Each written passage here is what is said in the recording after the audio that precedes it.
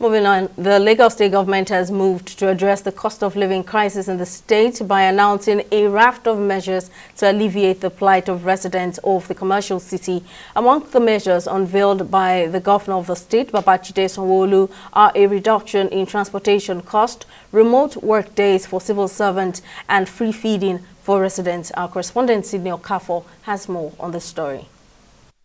Nigeria has been battling a severe cost of living crisis induced by record inflation, which has a spike in food prices. The situation has triggered protests in some states like Kano, Ogun, Niger and Sokoto. While Lagos State has been calm so far, authorities are not leaving anything to chance.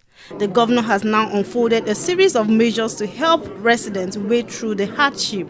We're working out a plan where civil servants from level 0, from 1 to 14, will come to the office maximum 3 times a week, right?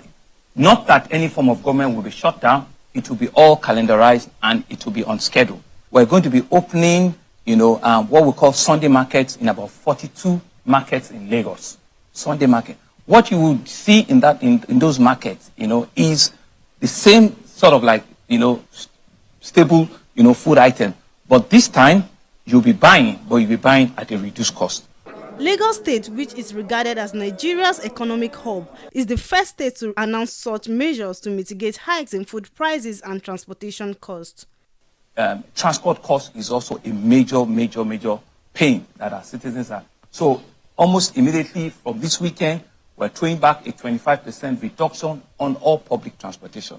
But we're working with the various unions to ensure that we also can support them. But on our BRT, on our trains, on our ferry services, you are going to begin to enjoy that almost immediately from this weekend. In line with the federal government's initiative to introduce state police to curb insecurity across the country, the governor disclosed the state will deploy its 1,000-strong neighborhood watch officials for state policing.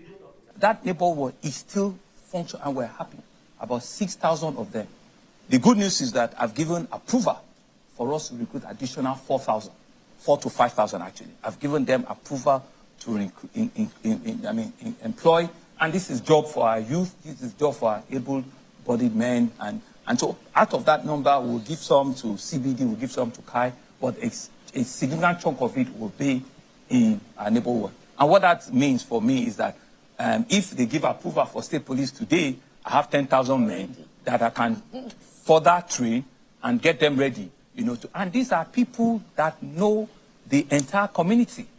They are people that knows, every nook and cranny. In fact, at some of our state security meetings, they give us intel.